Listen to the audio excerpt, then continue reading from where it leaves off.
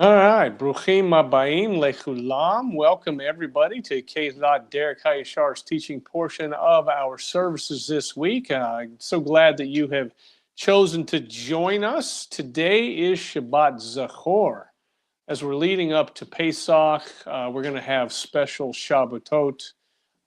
Today is Shabbat Zachor, which is the Shabbat of remembrance. The Shabbat is a remembrance to erase the memory of Amalek, to remember what Amalek did as the children of Israel left Egypt and attacked them.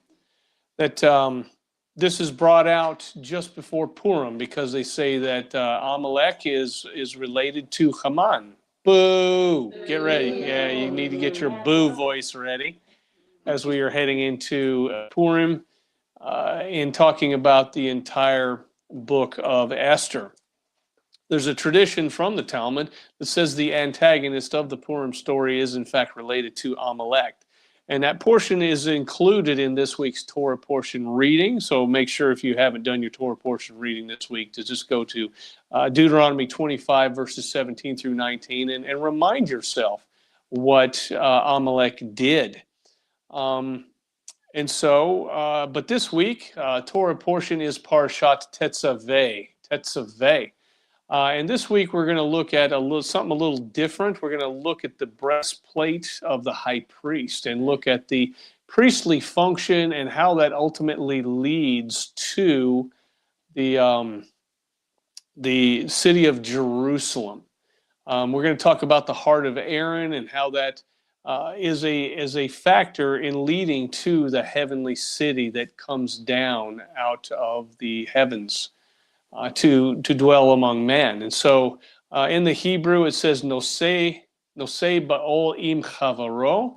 This means bearing one's burdens, bearing one another's burdens is what this is about. So we're going to talk about that and see how this all relates to our messianic walk.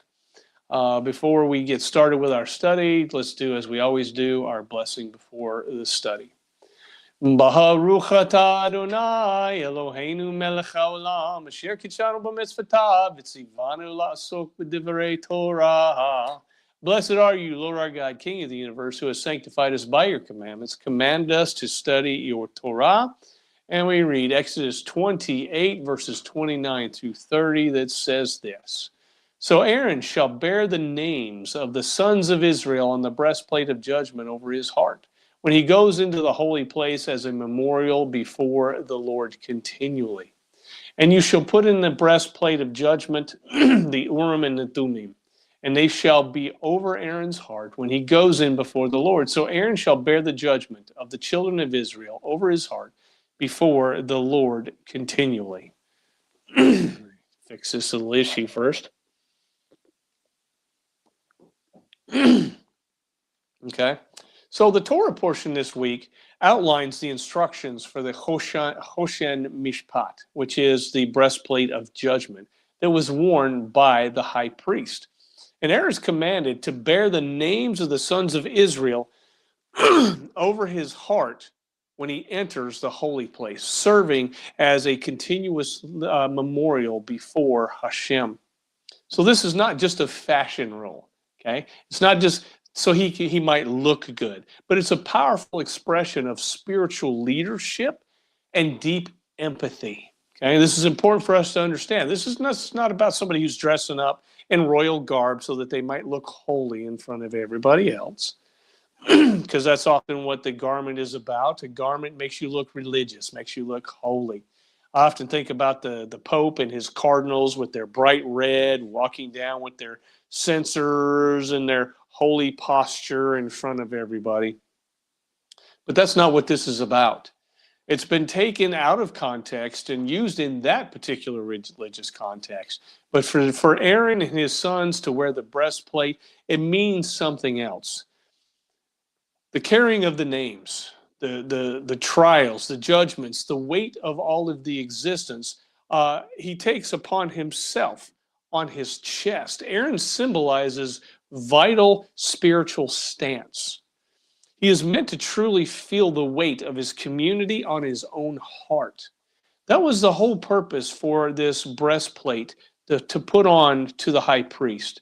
and all of the names of Israel. It was to signify a spiritual arena that Aaron has entered into.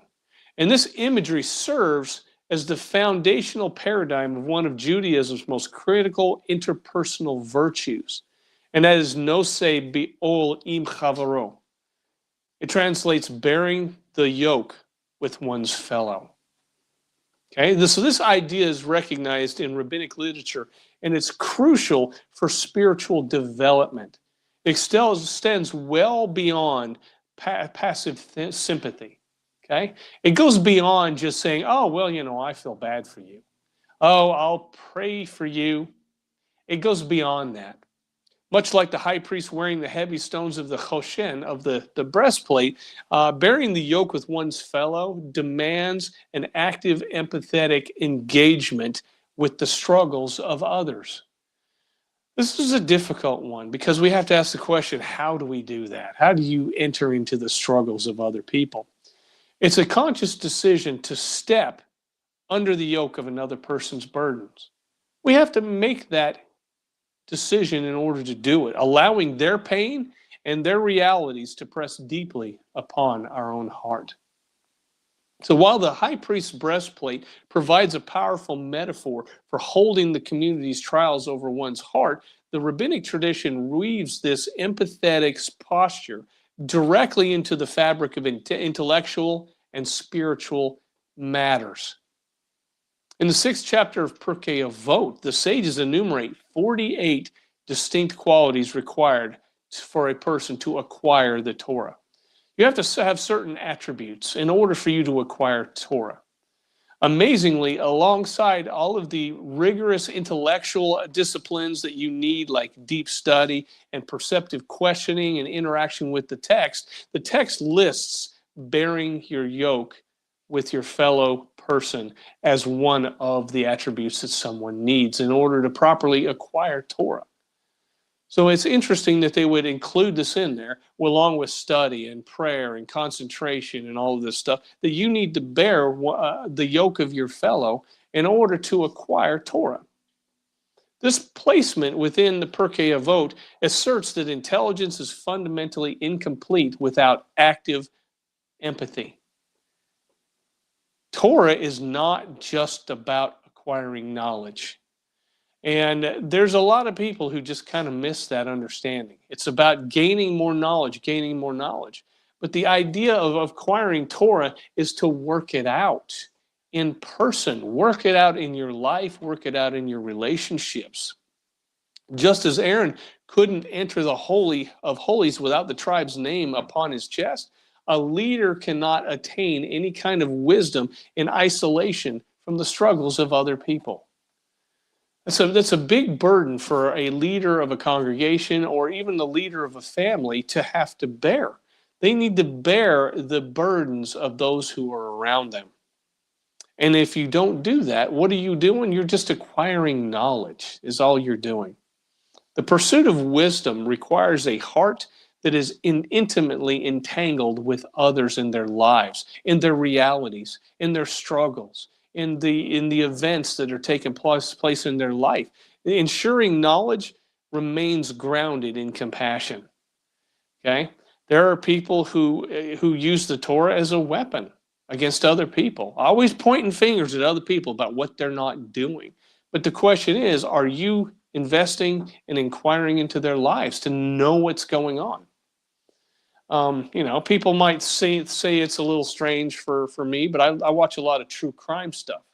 We watch this show called Jail, and it's basically people who are being hauled into jail, and through the process of going into the jail and processing through that, we see a lot of alcohol addiction. There's a lot of drug addiction. There's a lot of people that are suffering from a lot of things that is ultimately adversely affecting their lives. And it's pretty sad to watch. Some of those people come in very violent. There was a guy we watched just yesterday. He drank two entire bottles of Absolute vodka, 2 of them, blacked out, but he was awake and he was fighting with the police. And they put him in a cell, gave him time to sober up, and then they come in, and the guy was just as calm and compliant as could possibly be. But when they brought him through the jail cell doors, he was yelling, cussing, trying to hit people, struggling against the restraints. So one thing that I took away from watching some of these scenarios is some of these police officers or sheriffs, the sheriffs run the corrections facilities, the sheriffs actually had some compassion for these people, realizing that this is not who they are. These are people who are defiant and rebellious because of the alcohol addiction, because of the things in their life. One particular lady who come in, the female officer started talking with her. What's going on with you? What's happened in your life? And this lady started to explain to her that she was bulimic and anorexic, and she had just gotten out of treatment. And what happened? She ended up getting busted for drugs. But the lady just started inquiring into her life. What's going on with you? What's happening? Well, I went to a clinic to get over bulimia and anorexia. And the lady asked me, well, how many pounds you put on? Well, I put on about 25 pounds. And so she started inquiring. She said, well, what led to this? Why did you end up in that position? She said, did you have a bad home life? Did you have something? And she goes, yeah. She said, I was abused as a child. So just looking at this, she was inquiring into the well-being, the welfare, because we never know where people are coming from. We don't know what they've experienced in their lives. So it's very quick to judge and to say, you're not keeping the Torah. You're not keeping Shabbat. You don't do the feasts and the festivals. Therefore, you're going to Gehenna. You're going to Sheol. Why don't you look into people's lives, man? Have a little bit of grace, a little bit of compassion, a little bit of empathy. And that's what this breastplate is trying to explain to us, that it took a special amount of compassion, empathy for Aaron in order to don this upon him, as a reminder of who he was. He was carrying the burden of all of Israel into the Holy of Holies. So if Aaron represents the emotional and the spiritual dimension of this directive, his brother Moses models its physical and practical application. The Midrashic tradition defines Moses' early leadership explicitly through the lens of bearing the yoke. Okay? When Exodus notes that Moses went out to see the burdens of his brothers, in Midrash Shemot Rabbah, it insists that it was not a passive observation. He didn't stand up on the palace deck with all of his royal garb on, just observing what everybody was going through. Okay? It was not passive. It reveals that Moses abandoned the insulated luxury of this palace, this life that he was living, and left his royal entourage to step into the mud. He got down into the dirt with the people. He would weep with his enslaved brethren and physically place his own shoulder under their heavy loads, is what Moses would do. This creates a complementary paradigm between the brothers. While Aaron's breastplate symbolizes the internal emotional weight of empathy, Moses' willingness to strain his back represents the external, tangible fulfillment of bearing the yoke with one's fellow. True empathy it demands that both the heart that feels and the shoulder that lifts. Okay? You can't have just a mental, oh, I feel sorry for you kind of attitude. It does require that empathy and compassion inside of our hearts, but it also requires that we do something about it. I know a lot of people are married, and a wife does not want her husband solving all of her problems. Anytime she has an emotional issue, she goes to her husband, wants to talk to her husband, and the first thing he wants to do is fix it. I want you to understand that a husband and a wife are Aaron and Moses. Okay? Aaron is the wife. She has that emotional, empathetic compassion. But the man wants to do something about it. Okay? So the man is not wrong. The two are put together so that they can be two sides of the same coin. I highly encourage you to tune in when we are in Orlando for the conference, the Oneness in the Kingdom conference. It's $25 if you want to register online. You'll hear a lot of great teachings. But this entire understanding of two becoming one is going to be the theme of the conference: unity, oneness. And I'm going back to talk about in the book of Genesis about Adam and Eve and how this entire thing shaped itself into today's modern world where there's very little unity. So I highly suggest that you tune into that, onenessinthe.kingdom.com, I believe it is, to register. And if not, you can go to our website. We've got it on the banner, the scrolls, the slider, if you will, across the front of the website on the homepage. You can check it out there. Okay? So it requires both. It requires empathy. Oh, the husband and the wife. It requires both. And the wife is to help the man acquire empathy, and the man is to help the wife do the dishes. I don't know, something along those lines. Okay? And so this dynamic creates a complementary paradigm between the brothers. Aaron's breastplate symbolizes the internal, emotional, and Moses' ability to strain his back in helping lift the struggles is the tangible fulfillment of bearing one's yoke. So that this concept extends beyond individual acts of kindness or physical assistance, eventually developing a wider belief in community. Okay? In the Talmud, Bavli, Ta'anit 11a, it says this: an individual must position themselves when the wider community is in distress, pointing to the Israelites' battle against Amalek. As the conflict raged, Moses sat on top of a hill, chose a rough, unyielding stone rather than a comfortable cushion. The Talmud explains his reasoning. Since Israel is in distress, I stress with them. Okay? The text warns against the temptation to isolate oneself from collective suffering, condemning those who live in peace while society fractures apart. And unfortunately, that's what happens within believing communities, is that when it's time to take care of some of the issues, believers just kind of isolate themselves in their home. They don't want to get involved. They don't want to go outside or be involved with the neighbor who might have an addiction problem or an issue, or a husband and wife that might be fighting, or kids that are not dealing very well in life. People don't want to get involved because it's messy. Being a shepherd involves getting dirty.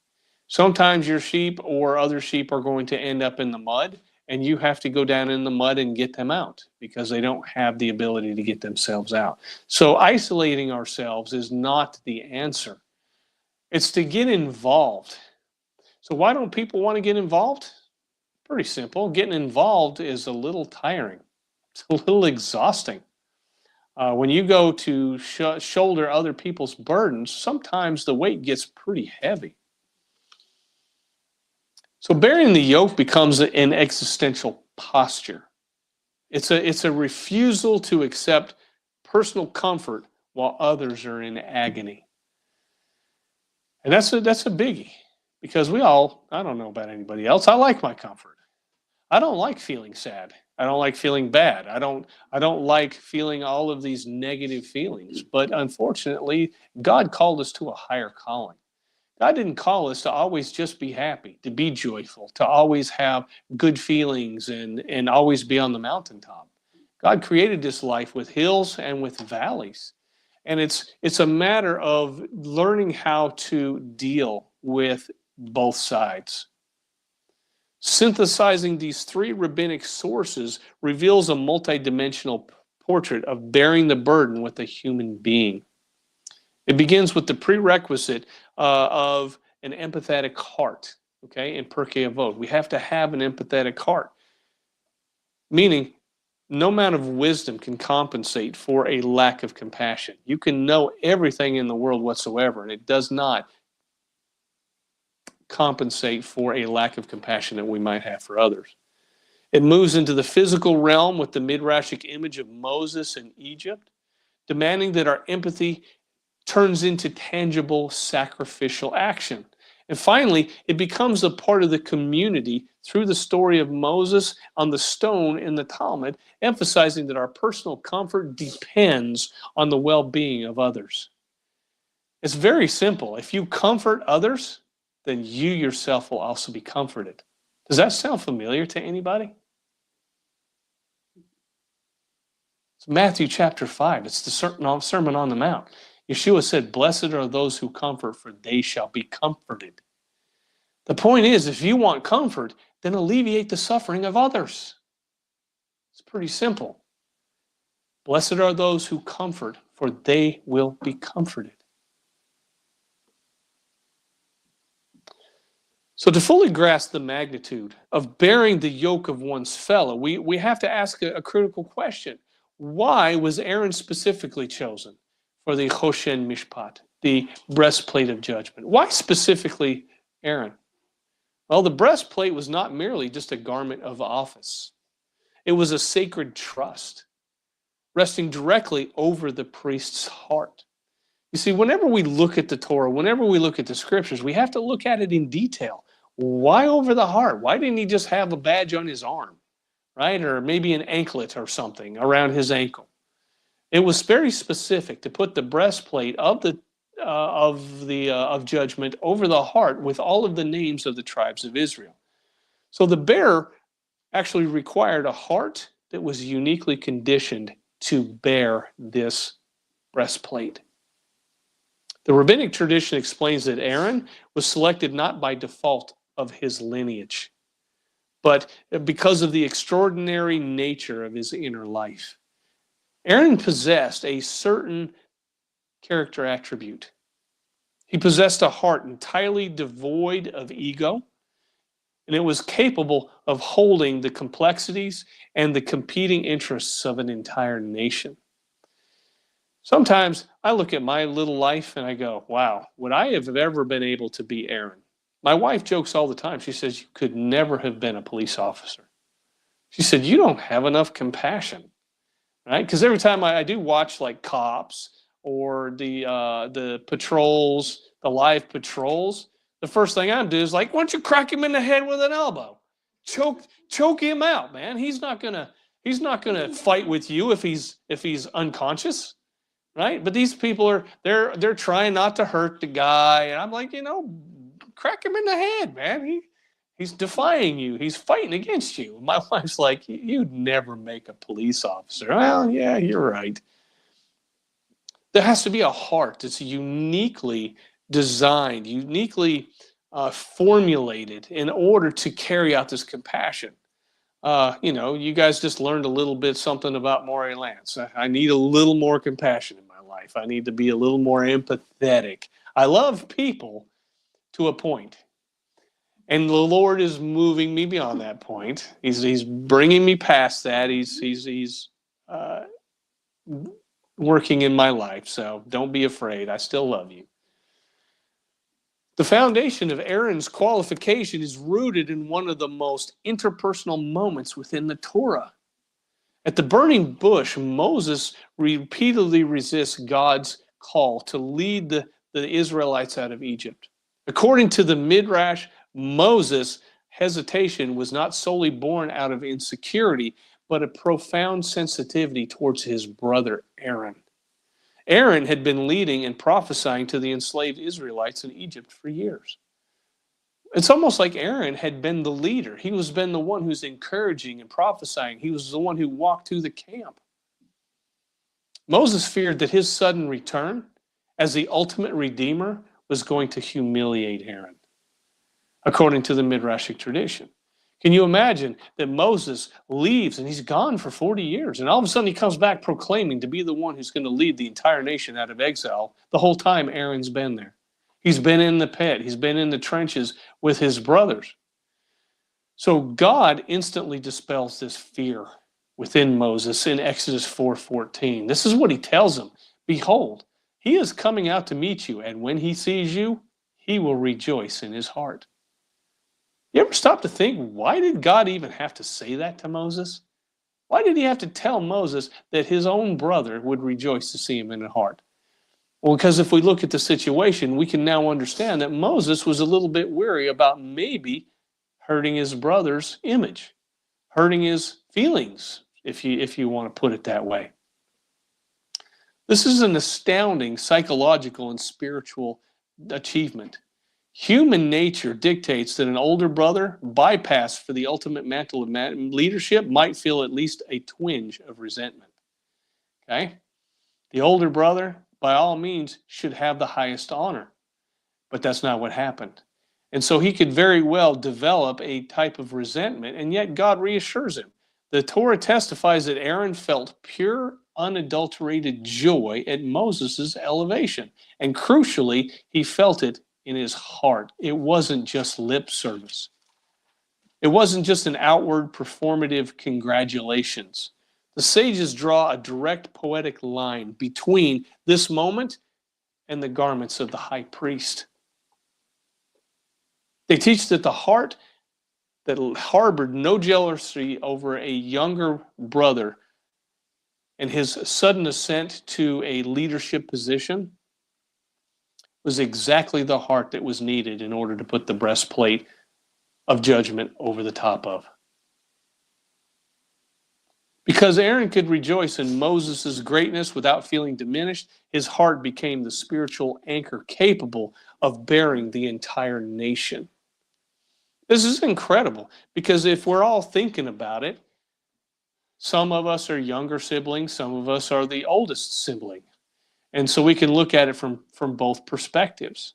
We can say, how would it feel if a younger sibling had been elevated over the top of me? Or how can we say, if we're a younger sibling, how would I treat it if I was elevated over an older sibling? Right? So we can come from both directions. So beyond his relationship with Moses, Aaron's pure heart translated into a radical approach to communal leadership. It gives me an idea.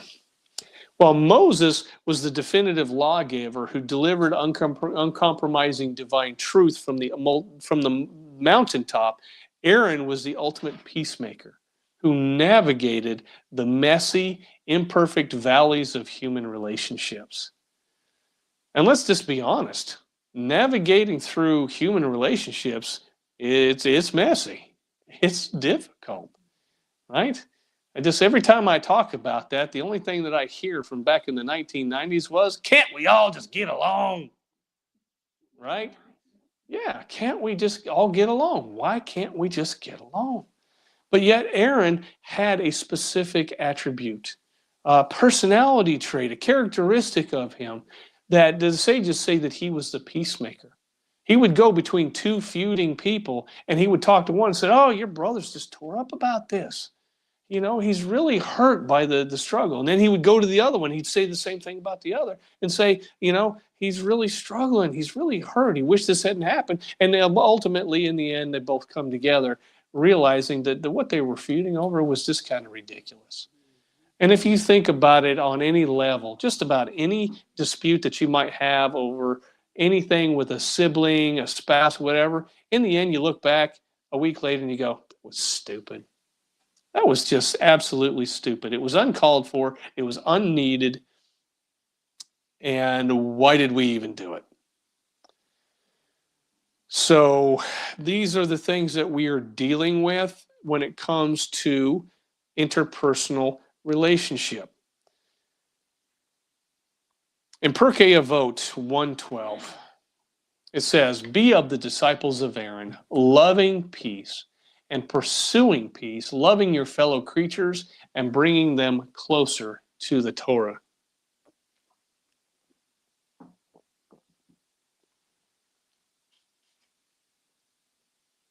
So rabbinic literature is replete with stories of Aaron actively intervening to resolve disputes, mend broken marriages, heal fractured friendships. He would sit with rivals, absorbing their grievances and gently bridging the divides. This dual legacy, the total absence of envy and an active pursuit of peace made Aaron the only logical choice to wear the breastplate. The 12 precious stones of the Hoshen represented 12 distinct tribes, each with its own territory, personality, and potential for division. So to wear them all upon the chest required a leader who viewed their diversity not as a source of friction, but as a unified whole. Just like I expressed earlier, the picture of the relationship between a husband and a wife is a picture between Aaron and Moses. The biggest thing that drives divisions between people is the differences between one person and another. One person might be strong in one area, and another person might be strong in another area, and they despise that very thing that's meant to help them. The very thing that is strong within the wife, the man sees as a problem. The very thing that's strong in the man, the wife sees as a problem. And why? Because the wife doesn't have that strength, and therefore the man is trying to guide her in that strength. And vice versa. A woman has a strength that a man doesn't have, and therefore she guides him and helps him. And so the two become one. They become a whole piece in holding on to attributes that the other one doesn't have and helping grow. And what happens when the husband absorbs the attribute that the wife has, and vice versa? What happens? They are no longer two flesh. They become one flesh. They become almost one person. And so Aaron is helping people to do that. In his breastplate and the stones with all of the names in the breastplate, they are being unified by the one person who can unify them as a nation. And so Aaron was uniquely qualified to be that person. So to uncover the deepest layers of the Hoshen, of the breastplate, we can look into the ancient Jewish interpretive tradition and method known as gematria. I love gematria because it brings out some connections that normally we wouldn't see. And it assigns a numerical value to each Hebrew letter, as you already know. And through this lens, the breastplate transforms from a physical artifact into a profound theological blueprint pointing directly to the ultimate redemption. Okay? When we calculate the numerical value of the word Hoshen, as you see on your slide here, it is 358. 358. Remarkably, this is the exact numerical value of the word Mashiach. Mashiach and Hoshen, okay? The Hoshen is therefore intrinsically linked to the Redeemer. It is, in a mystical sense, it is the garment of the Messiah. However, gematria reveals a striking and essential paradox that lies at the very core of the messianic mission. There's another prominent word, and you guys all know this. I'm going to quiz you. What is another word that equals 358 in Hebrew?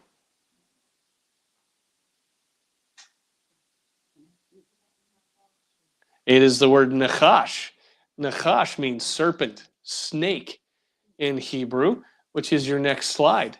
Nachash equals 358, which is also equal to the Messiah, which is also equal to the Hoshen, to the breastplate. So why would the sacred breastplate of the high priest, the ultimate redeemer, and the original deceiver all share the numerical, mathematical equivalent? Well, it's because the Messiah's exact purpose is to confront, absorb, and entirely reverse the devastating work of the serpent. Through the Mishpat Hoshen, or the Hoshen Mishpat, the breastplate of judgment, he also is the one who comes and removes the spiritual venom that was injected by the initial Nachash. In the Garden of Eden, the Nachash did not strike humanity with physical venom. It injected a spiritual poison directly into the human heart. This venom consisted of pride, selfishness, devastating isolation and sin, fundamentally fracturing our ability to truly live out the nosei ba'ol im chavaro, bearing the burdens of one another. We became inward. We became separated from others through the sin of the Nachash. Humanity lost the capacity for empathy. Aaron wore the Choshen over his heart as a symbolic temporary remedy, standing in the gap to mediate for a broken people. But while Aaron could carry the names of the tribes, he could not cure their spiritual sickness. The ultimate high priest, who is Yeshua, came to accomplish what the high priest and his physical garment could only shadow, to definitively draw out the poison of the Nachash from the human heart. In 1 John 3:8, we see these incredible words. He who sins is of the devil, for the devil has sinned from the beginning. For this purpose the Son of God was manifested, that he might destroy the works of the devil. This is Mashiach. He's come to destroy what the Nachash did in the garden. And this is all tied to the Choshen, which goes over the heart. What is it supposed to teach us? We're supposed to have empathy and compassion. Yeshua, seeing the person who was near the pool of Bethsaida, that it would vibrate and it would stir, the water would stir up in this person. Every time he went to go get in it, by the end, everybody had rushed in front of him and he couldn't get in. And it says that Yeshua was stirred with compassion for this person, and he went and he healed him on the spot. Yeshua is the perfect embodiment of compassion towards humanity, so much so that he took upon all of the burden of sin upon himself so that we might have life and have it more abundantly. Yeshua didn't just observe human suffering from the heavens. He didn't stand in his bird's nest up in the heavens looking down at everybody going, "Oh, I feel bad for everybody." No, he stepped down directly into the mud. You know, I often just think about that in Galatians, he talks about in the fullness of time, God sent forth his son, born under the law, born under a woman, that he might redeem those who are under the law. And the question is why at that time? Why in that period of history did Yeshua come in that particular span of years, and why not anywhere else? And the answer that I've been able to come up with is that he put Yeshua in that time because he knew exactly what was going to happen when he did. It was by no mistake whatsoever that Yeshua was put in a situation in which he would be crucified. Everybody knows what happens when you throw a ribeye steak into a pool of piranha.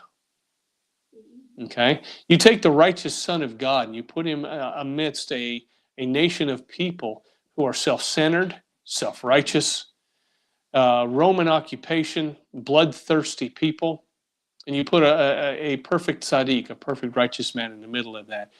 Not hard to understand what's going to happen to him. But he did it anyway. Yeshua came anyway. He left the heavenly abode and he came to the earth and stepped directly into this mud. And what did he do? He placed his shoulder under our crushing, venomous load. So he neutralized the bite of the Nachash, of the serpent. He took a fatal strike upon his own heart, bearing the ultimate yoke with his fellows. Because he achieved this, he's able to offer humanity a profound exchange. He's going to give us a healed heart for a poisoned one. He exchanges what was injected into us. He took it upon himself. We see the ultimate fulfillment of bearing the yoke with one's fellow in his timeless invitation in Matthew 11, verses 29 and 30. He said, "Take my yoke upon you and learn from me, for I am gentle and lowly in heart, and you will find rest for your souls." Yeshua, wearing the spiritual garment of the Messiah, purifies the heart so that we, in turn, can finally bear one another's burdens in perfect love. You see, he didn't save you so that you could be saved. He saved you so that you could help others. I've used this example before, but I find it very descriptive of how this works. You're in a maze, and you're in a corn maze, and Messiah is in the middle of the corn maze in a gazebo, and he's giving you instructions. He's telling you, okay, turn left, turn right. And you're yelling, I can't see where I'm going. He said, don't worry, I got you. Turn left, go here. Turn right, follow this corridor, take a right at the end, and you'll come out. And so he guides us all the way to the gazebo. Guess what? You get on the gazebo, now you're looking down into the maze. Yeshua says, I'm going to go get a drink. I'll be right back. Help these people through the maze. And so now you're looking down because you've already been through it. You already know what's happened. You can look at the people and you can start guiding people from point A to point B. That's the reason he saved you. Not so that you can sit at home in your Nikes, watching Doritos, watching American Idol, so that you can get zapped up to a 7-year heavenly barbecue. You're here for a purpose. He saved you for a purpose and a reason, and that is because you are to guide people to the one who can remove the poison out of their heart. Galatians 6, 1 and 2. It says, brothers, if anyone is caught in any transgression, you who are spiritual should restore him in a spirit of gentleness. Keep watch on yourself, lest you too be tempted. Bear one another's burdens, and so fulfill the law of the Messiah. I mean, everything I just told you, Paul put into 2 sentences. Put it into 2 sentences. Why? Number one, you should have kindness, gentleness. You don't need to be hard on people. There's no reason for it. You should restore them in a spirit of gentleness, and then you need to be careful also, lest you be tempted in dealing with that. Paul is giving us a very insightful comment here. He said, when you deal with people, you need to understand when you get in the mud that you're going to get dirty too.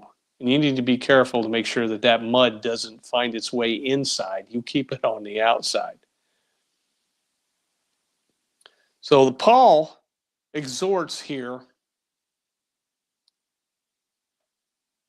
to bear one another's burdens. And it's the apostolic expression of nose ba'ol im chavaro, to bear your fellow's burdens. When a brother or sister stumbles, perhaps momentarily succumbing to the spiritual venom of the nichash, the community is not commanded to amputate. Okay? People do that. Right at the first notion of issue, and they start cutting people off, chopping them off at the knees, being rude, ugly, hateful, mean, and they start amputating. But that's not what Paul says. He says restore. Restore one in gentleness. This restoration must be executed in a spirit of gentleness, perfectly mirroring the expansive, judgment-free heart of Aaron the peacemaker. Because he bore the stones of all 12 tribes as he went in to make atonement for them. If Aaron should do this and Messiah is to do this, how much more are we to restore one in the spirit of gentleness? Paul explicitly defines the law of the Messiah not as a detached system of some sort of legal compliance, but as an active, uncomfortable work of carrying the weight of a fellow human being. Just as Yeshua stepped into the mud to bear our collective fracture, we are called to step under the crushing weight of our fellow struggle. By doing so, we are practically applying the healing power of the ultimate high priest to our present everyday reality. You see, we don't read the Bible, and we don't study, and we don't understand things for no reason. It's for a practical use. It's for our everyday reality that we step into. It's not pretty, I'm telling you. When you confront somebody about some sort of struggle or issue that they're having, they usually don't react too terribly well. And so most people just don't want to do it. I don't want the fallout that's going to come because I've said something to somebody else. Now, depends on how you say it. Depends on how you approach the person. Can we possibly couch it in such a way that is non-offensive and could come across as I care more about you than I am about correcting your behavior? Because they don't care that you know until they know that you care. I don't care if you know the 12 steps. I just want you to know that you care about me enough to walk with me through this as you're explaining the 12 steps. You don't come and just drop a heavy load off in their hand and say, okay, you do this. It's not what the scriptures tell us. The redemptive work of the Messiah, extracting this venom of the Nachash and healing the human heart, inevitably drives us towards spiritual eschatological horizon. It's moving us forward towards the eschatology or the end times, the final redemption. If Yeshua assumed the toxic burden of our sin to perfectly fulfill the bearing of the yoke of one's fellow, what is the ultimate culmination of this restored humanity? What's the whole purpose for it? What is the whole reason that we even try to bring restoration to people and restoring them in a spirit of gentleness? Well, the answer lies in the striking imagery of the Apostle John's vision in Revelation 21. But you didn't know that we were looking at Exodus 28, and it's going to ultimately lead to Revelation and the new temple in the New Jerusalem. The final destiny of the redeemed is not depicted merely as a return of unblemished garden, but as the descent of a holy city. The holy city is the New Jerusalem. This perfectly mirrors the ancient Jewish tradition of Yerushalayim Shel Ma'alah, or the heavenly Jerusalem that we find in rabbinic writings. In Midrash Tanchuma, and my wife calls it Pekudi, it's Pekudei 1:1. It says, you find that there is a Jerusalem above corresponding to the Jerusalem below. Out of his love for the earthly Jerusalem, he made a heavenly one. And going even further into the Zohar in Vayera 1:114a, the Holy One, blessed be he, took an oath that he will build Jerusalem. And he swore that the community of Israel will not be sent into exile again. And he swore that the rebuilt Jerusalem would never be destroyed. So the sages interpret this to mean that this perfected city is not just built by human hands from the ground up, but is a pre-constructed edifice that was constructed by God himself, waiting to descend and manifest on earth. Upon closer examination, this descending city is nothing less than the Hoshen Mishpat magnified to a grand scale. Say that again. The city that's coming down is nothing more than the breastplate of judgment that is on a grand cosmic scale. In Exodus, the breastplate was a masterwork of divine architecture on a small scale, featuring 12 stones set in gold, each bearing the name of the tribe of Israel. When John describes the architecture of the New Jerusalem, he uses the same divine blueprint, testifying that the city's wall has 12 foundations adorned with every kind of jewel and 12 gates. So this majestic vision aligns seamlessly with the Talmudic expectations for a messianic era. In Baba Batra 75a, it says, the Holy One, blessed be he, will bring precious stones and pearls that are 30 by 30 cubits, and will hollow out in them an opening 10 by 20 cubits, and he will stand them up at the gates of Jerusalem. So these sacred stones that were once worn by the high priest and worn on his chest are structurally transformed into an eternal architecture of the redeemed. This expansion carries staggering theological implications if we look at it. In the earthly tabernacle, Aaron had to continually bear the names of the Israelites over his heart because the people, still suffering from a spiritual sickness of the fall, were separated from the holy presence of God. The breastplate was a localized, wearable sanctuary of medicine. That's really what it was. But in the eschatological vision of Revelation 21, the breastplate expands to become the very environment in which humanity lives. We're actually going to live inside of the cosmic scale breastplate of the high priest. We no longer have this resting upon the heart of the high priest. We actively inhabit what? The garment of the Messiah. We are actively inhabiting the garment of the Messiah. The redeemed, those who are redeemed, are fully integrated into the living stones of this cosmic breastplate.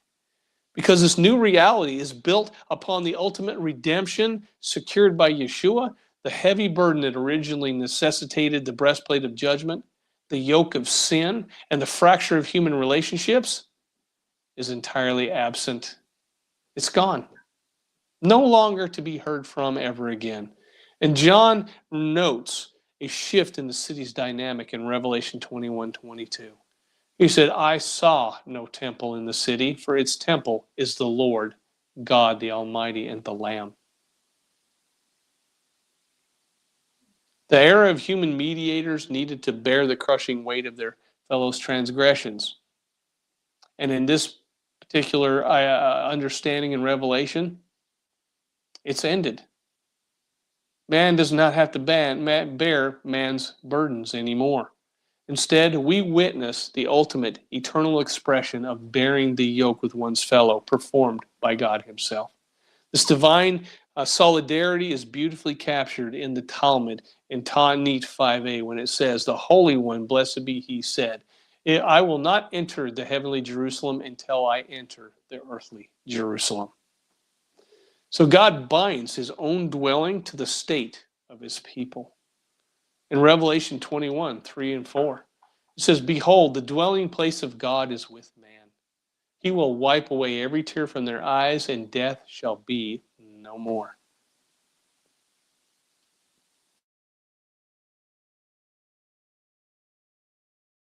Uniting the heavenly and the earthly realms, the Creator performs the final, consummate act of empathy.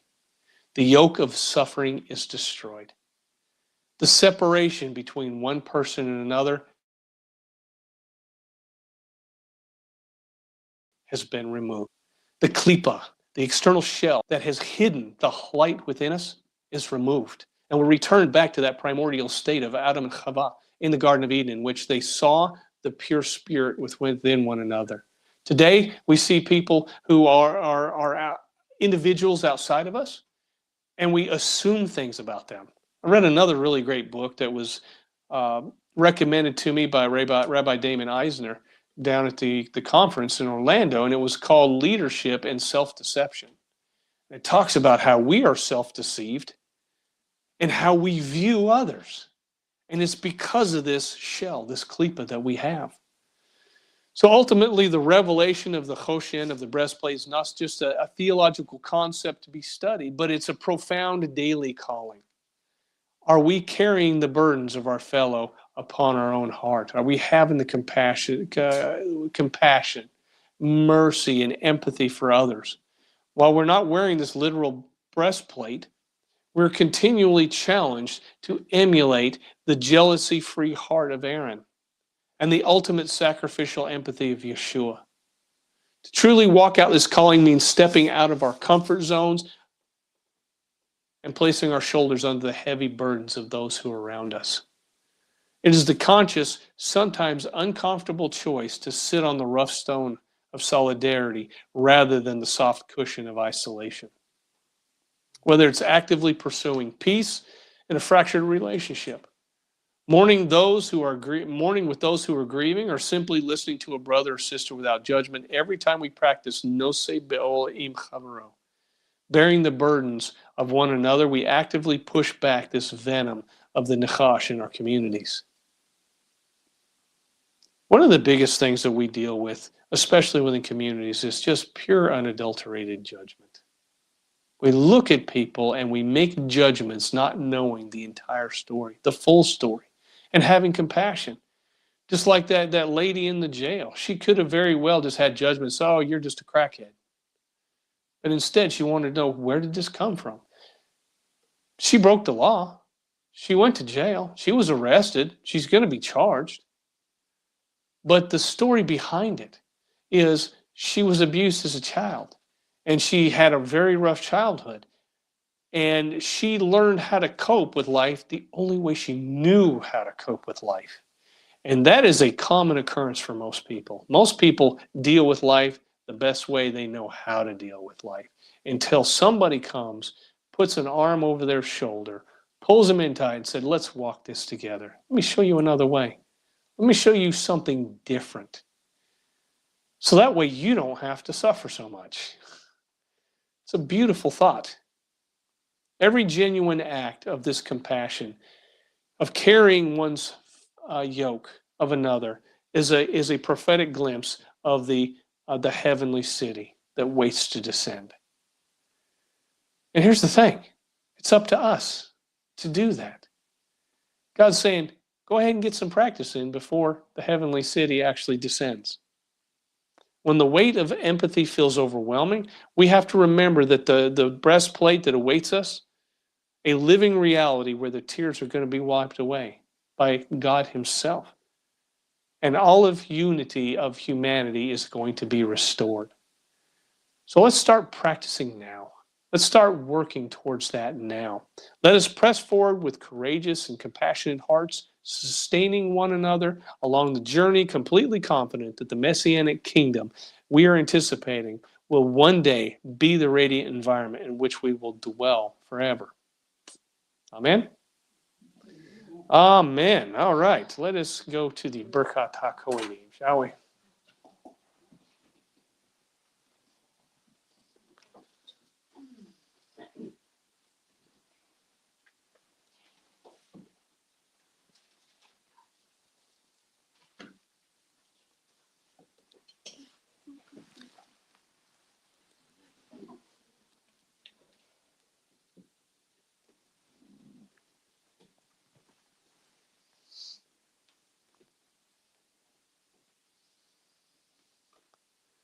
Yevorecha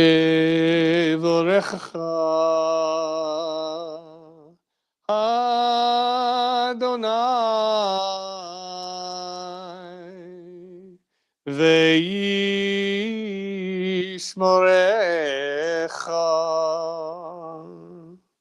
Ya'eh Adonai Panav elecha v'chunecha Is Adonai Panav alecha V'yasem